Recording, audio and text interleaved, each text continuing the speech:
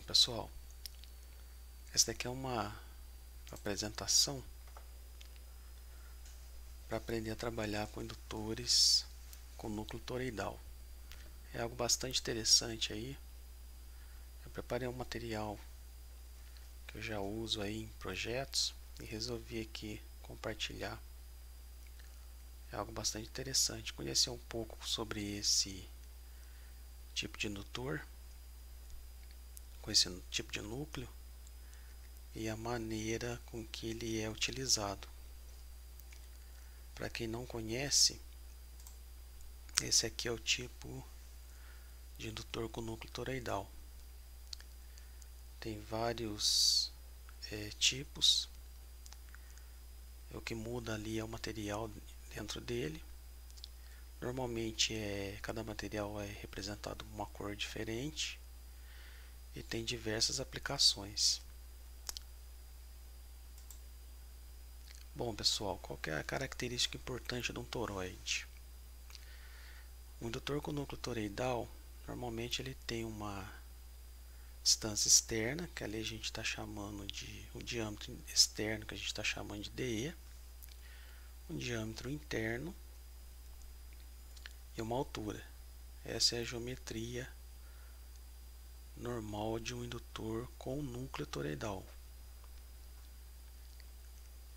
E através dessas informações a gente pode ter outras informações bastante importantes, a qual a gente vai usar no projeto desse tipo de dispositivo.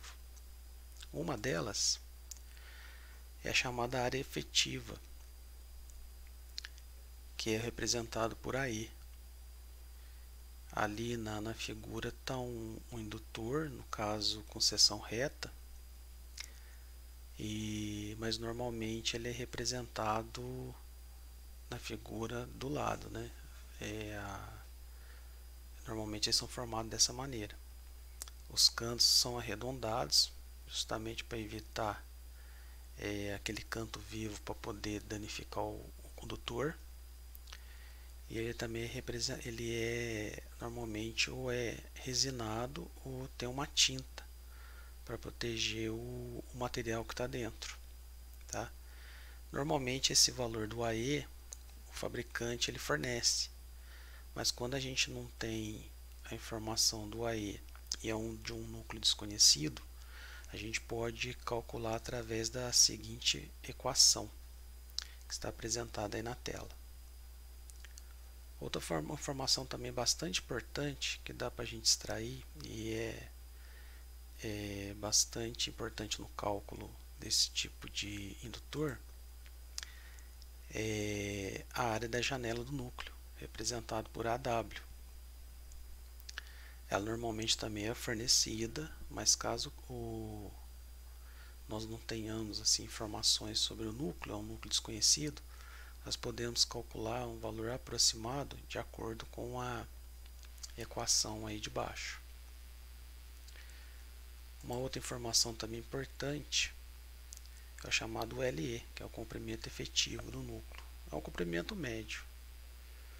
Ali normalmente a distância é o ponto médio entre a distância externa e a distância interna.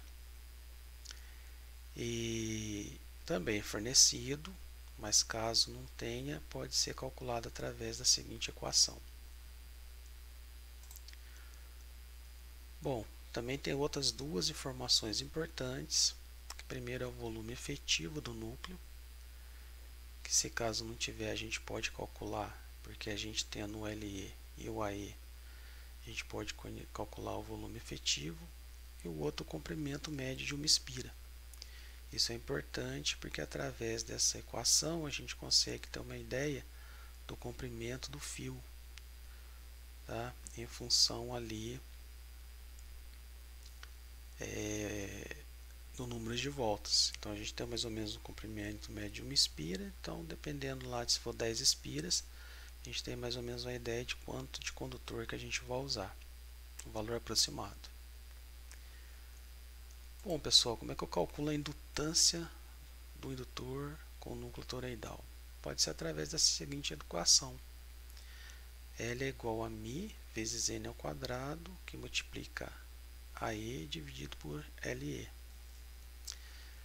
Lembrando que o μ, que é a permeabilidade magnética, permeabilidade magnética, ela é formada pela permeabilidade magnética do vácuo vezes a permeabilidade relativa do material. Esse μr ele é de acordo com o material, tá? Lembrando que o μ0 é uma constante que vale 4π vezes 10 a menos 7. O valor da indutância é dado em henries. E nessa fórmula eu tenho que trabalhar com a E em metros quadrados e o LE em metros.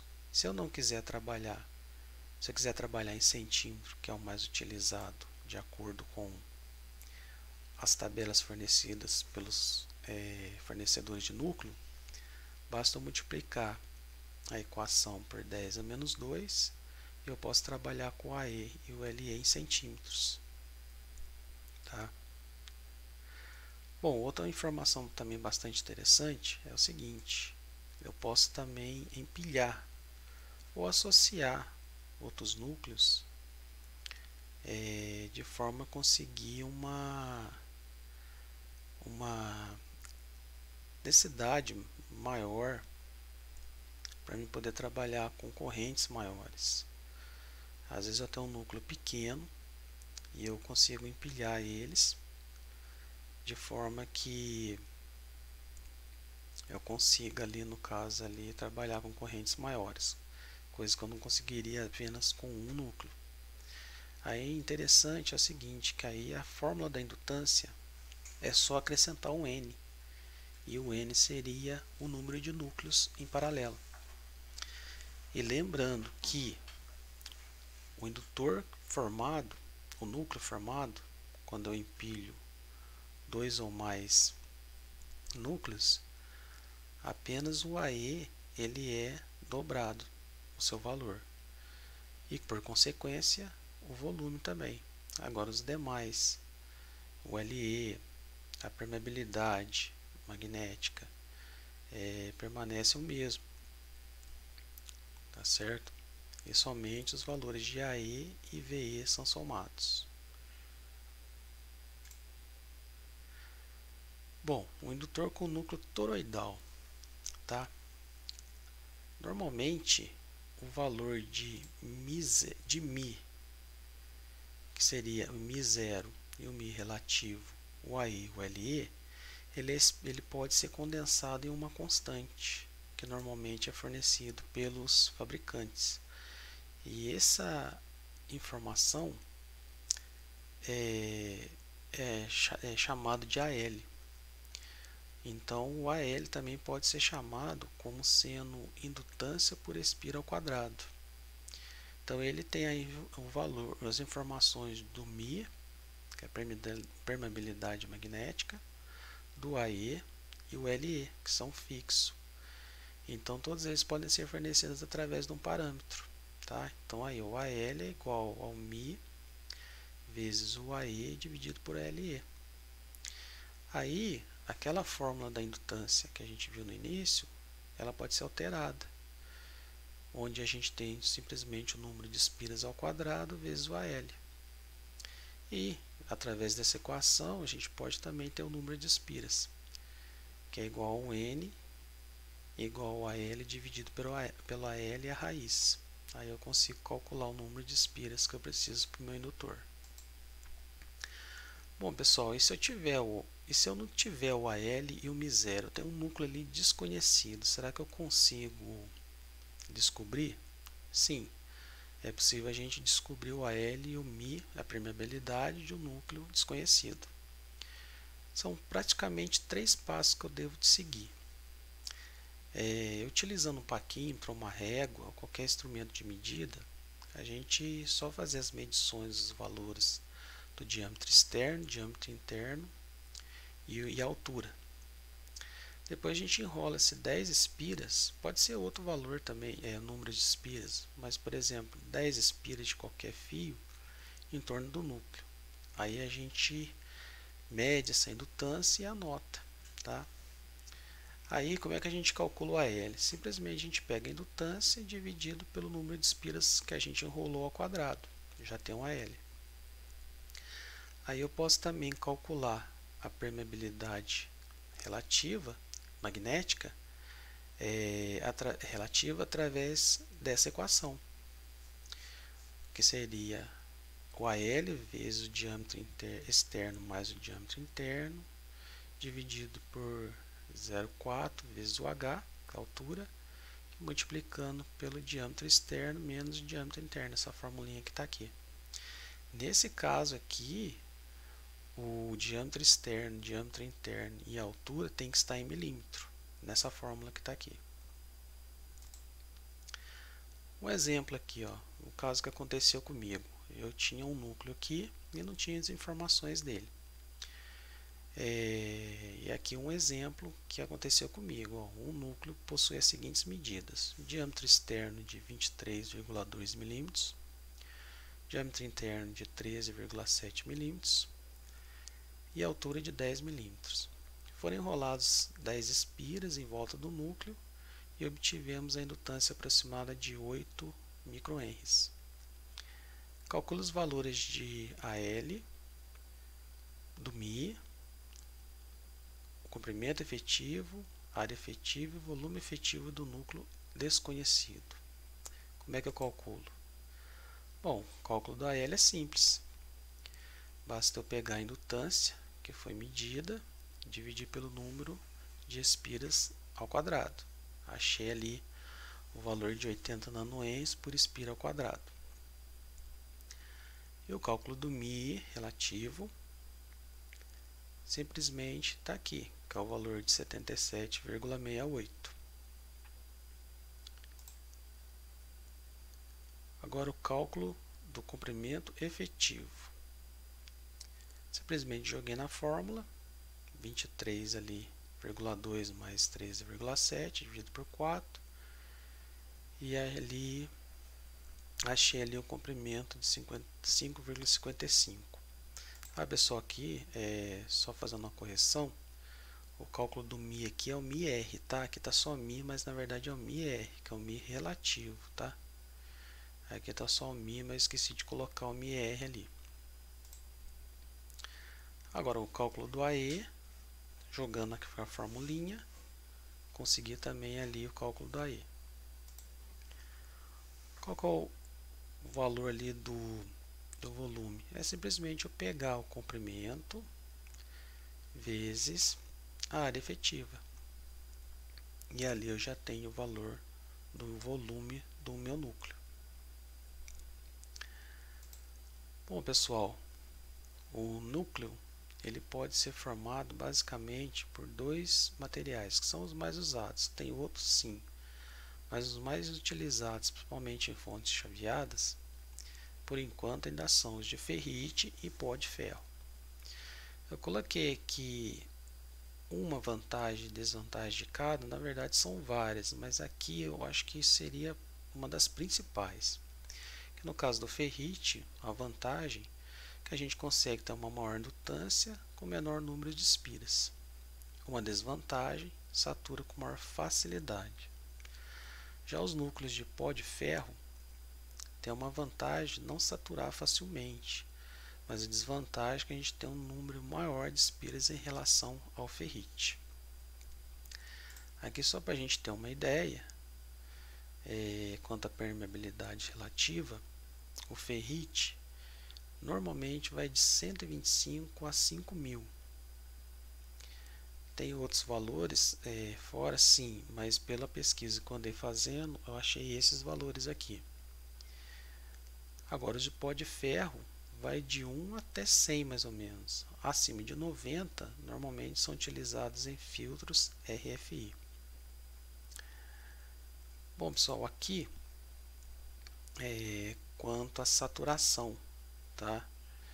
A gente vê em vermelho aí o ferrite, que ele vai trabalhando normalmente dentro de uma faixa, e se a gente passar a região de saturação, ele cai abruptamente, tá? Enquanto que os de pó de ferro, eles são assim mais difíceis de saturar. Não que eles não saturam, mas são um pouco mais difíceis, que está ali em azul na figura. Bom, pessoal, uma das vantagens também do pó de ferro é que a gente pode associar vários indutores no mesmo núcleo. É o caso ali do indutor na saída da fonte de PC. A gente pode ver lá que tem vários enrolamentos, e ali a gente pode, como eles não saturam facilmente o núcleo de pó de ferro, normalmente o indutor da cor amarela, então ali são enrolados vários núcleos, claro, que tem que obedecer à força magnetomotriz máxima do núcleo. Bom, pessoal, agora se eu quiser calcular um indutor, tá? Porque normalmente a gente tem três informações básicas, que seria o que? A corrente que eu quero passar por ele. Essa corrente tem um valor de máximo e mínimo e um valor médio. E também a frequência de operação. Outro também valor, algo importante, que seria a indutância, né? Bom, pessoal, mas assim, por exemplo, eu tenho um certo valor de corrente, e qual núcleo que eu uso? Porque são vários, então eu posso ter o ideal seria se eu tivesse um norte, eu entrasse com alguns valores, tá? E através desses valores eu tivesse um volume do núcleo que fosse compatível com a corrente que eu queira trabalhar, tá? Então tem uma maneira da gente fazer isso, que é através do cálculo do volume, tá? Do núcleo. E aqui eu vou passar aqui a maneira com que a gente pode achar essa fórmula. Tudo começa aqui, a gente calcular esse volume mínimo, que nos orientaria, nos ajudaria a escolher o núcleo certo para minha aplicação. Tudo começa com o cálculo da indutância, tá? Que no caso é a equação 1. E dessa equação 1 eu vou isolar o LE, tá? Que aí gera a equação 2.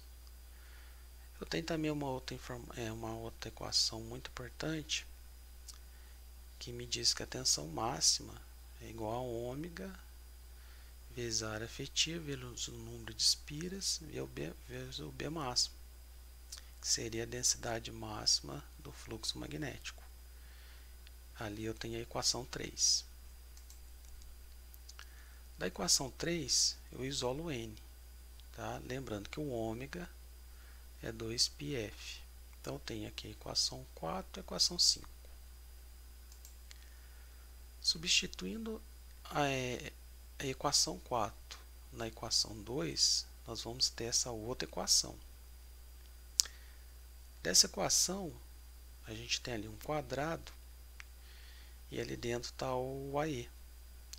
Então, a gente retirando só o AE dali de dentro, ele vai passar ali ao quadrado, né?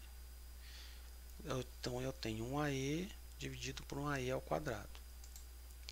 Simplificando o AE, eu vou ter a seguinte equação. Agora vamos passar o AE, que ele está lá embaixo agora, para o lado esquerdo da equação. Então eu tenho ali agora o comprimento efetivo vezes a área efetiva. Isso aí já é o volume, tá? Porque o volume é definido pelo comprimento efetivo vezes a área efetiva. Logo, o volume mínimo ele pode ser calculado através da equação 6. Essa equação já vale para transformadores, onde a indutância, principalmente transformadores de alta frequência, onde a gente calcula normalmente primário e secundário pela indutância, essa informação aí já pode ser usada, tá? Mas o que eu preciso, eu estou trabalhando com indutor, então o valor da tensão para mim, ela não é tão importante, eu preciso da corrente. Então como é que eu faço isso? Eu tenho também que a tensão máxima sobre o indutor, V máximo, seria a corrente máxima vezes o XL. Mas o XL é o que? É ômega vezes L. Então tem equação 6 e equação 7. Substituindo a equação 8 na equação 7, a gente tem a equação 9, onde diz que o V máximo é igual a I máximo vezes o ômega vezes o L. Aí, substituindo a equação 9 na equação 6, a gente tem agora o volume em função da corrente máxima, né? O B máximo, seria a densidade máxima do fluxo magnético, e também a indutância, que é o que me interessa. Vamos agora melhorar essa equação. Bom, a gente pode simplificar o ômega, né? Tá no numerador e denominador, naquele termo que está ao quadrado, beleza? Agora eu posso retirar o L ali do quadrado, né? Aí eu consigo também simplificar. Agora eu tive a equação do volume mais simplificada. Melhorando essa equação, a última que está aí embaixo, né, como o μ é igual a μ0 vezes o μr, e substituindo na equação anterior, a gente agora tem, ó, volume mínimo é igual a corrente máxima dividido pela densidade máxima do fluxo ao quadrado, que multiplica a indutância vezes o μ0 vezes o μ relativo. Só que essa equação aqui, ela está trabalhando, vai dar para mim o valor do volume mínimo em metros cúbicos. Para mim não é interessante. O interessante é trabalhar em centímetros. Aí eu só faço uma correção na fórmula da equação, multiplicando ela por 10 à sexta. Agora eu já tenho o valor em centímetros cúbicos. Então, interessante. Agora eu já consigo, através da indutância que eu quero, a corrente máxima, indutância, permeabilidade do material que eu estiver usando, e a densidade máxima, eu consigo calcular um volume mínimo para que possa trabalhar dentro desses parâmetros, tá?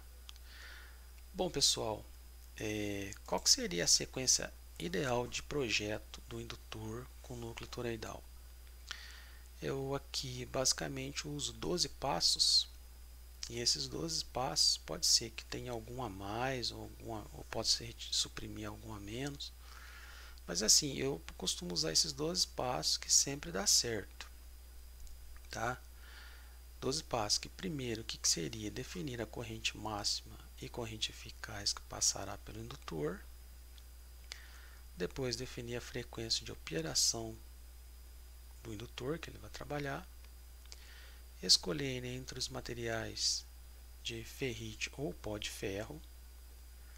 Verificar datasheets e achar um núcleo com material que trabalhe na frequência desejada.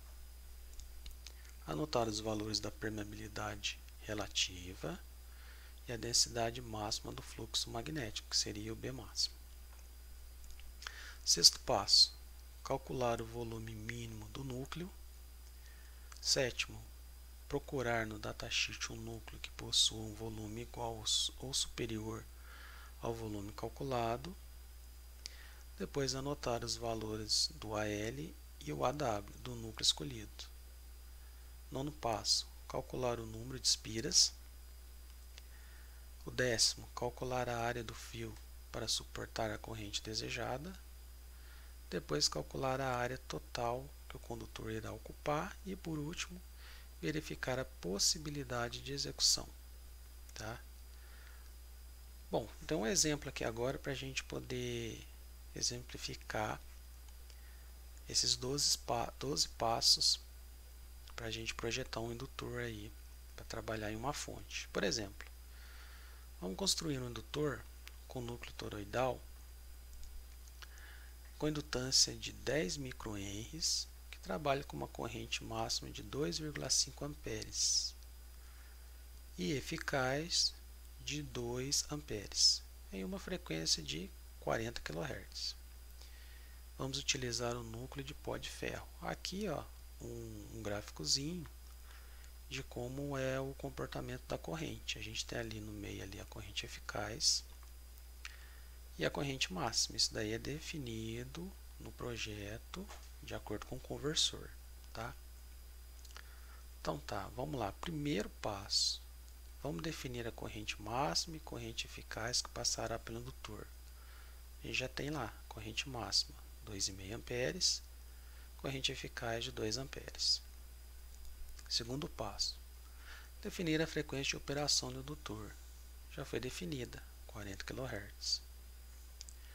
Terceiro passo, escolher entre os materiais de ferrite ou pó de ferro.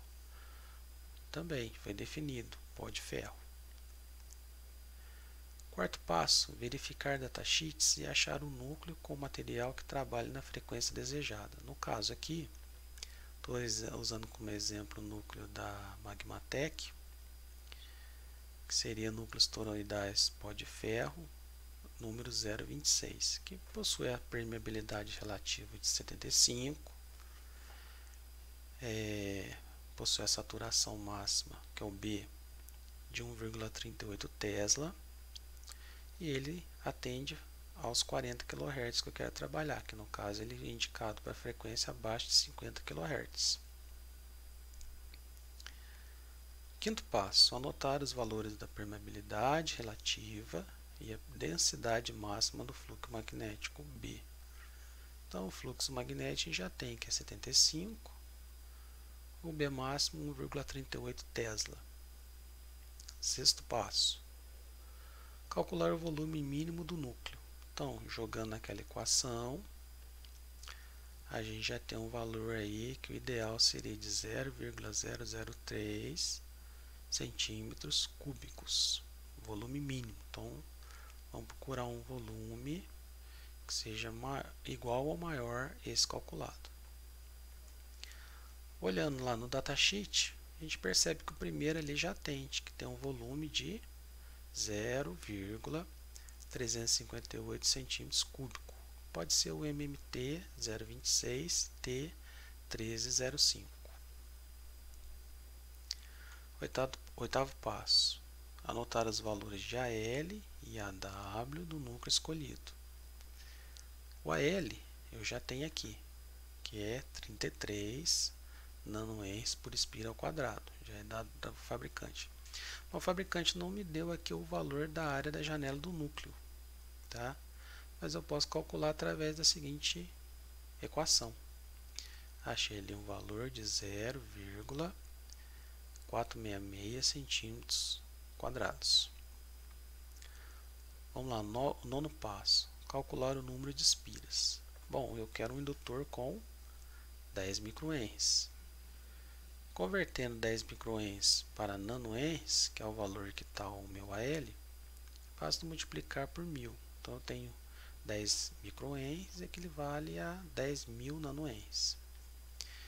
E agora eu jogo naquela formulinha, onde eu tiro a raiz da indutância dividido pelo AL. Achei lá 17,4 espiras. Vamos arredondar para 18 espiras. Décimo passo, calcular a área do fio para suportar a corrente desejada.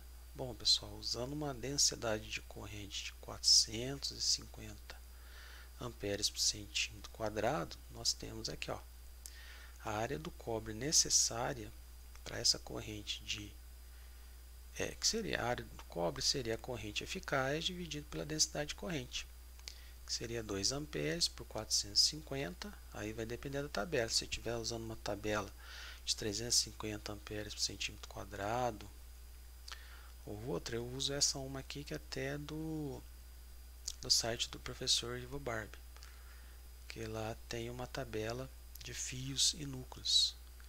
Então eu sigo essa tabela. Então eu achei aqui a área do cobre de 0,004444 centímetros quadrados, essa área de cobre necessária. Olhando aqui a tabela, a gente percebe aqui que a área de cobre do condutor 20 AWG ela é superior ao valor calculado. Então, vou utilizar o φ fio 20 AWG. Agora o 11º passo. Calcular a área total que o condutor irá ocupar. Bom, da tabela, pessoal, eu tenho ali a área do condutor com o isolamento. É esse que eu vou utilizar, tá? Ali, então, na mesma tabela, para o condutor 20 AWG, eu tenho a área de cobre com o isolante, é um valor aproximado de 0,006244 centímetros quadrados. Então, eu calculo agora a área total que o condutor irá ocupar dentro da minha janela. Qual que seria a área total? Eu multiplicar o número de espiras vezes a área que o condutor com isolamento irá ocupar. Então, eu multiplicando ali esse valor por 18, eu vou ter ali um valor de 0,112392 centímetros quadrados. E o 12º passo é verificar a possibilidade de execução desse meu indutor. Como é que eu faço isso? A possibilidade de execução seria a área total de cobre com isolação dividido pela área da janela. Esse valor tem que dar menor que 1. Jogando os valores ali, eu descobri que deu um valor de 0,241. Então, é menor que 1, logo a construção desse indutor é possível. Bom, eu posso utilizar números maiores? Sim, que normalmente o pessoal recomenda a um valor máximo de 0,3. Mas eu posso usar 0,5, 0,6, claro, até 0,9, às vezes até 1 também. O grande problema é o seguinte: quanto menor esse número, mais ar vai passar pela janela do indutor. Então, com isso eu consigo refrigerar melhor. À medida que eu for colocando mais condutor e a área for diminuindo, a refrigeração fica pobre. Então, o ideal seria um valor bem abaixo de 1 para que evite com que o núcleo aqueça e venha perder as suas propriedades magnéticas. Tá joia? Bom, pessoal, essas são as referências que eu usei para fazer esse vídeo. São as referências também que eu uso no meu dia a dia. Eu tenho diversas fórmulas, né? Conforme eu vou estudando, eu vou guardando, aplicando, né? Utilizando, e depois eu resolvi condensar tudo isso numa apresentação e colocar aqui para vocês. Espero que ajude algum de vocês aí, tá joia? Um grande abraço. E se tiver alguma dúvida, é só colocar aí nos comentários aí. Um grande abraço a todos.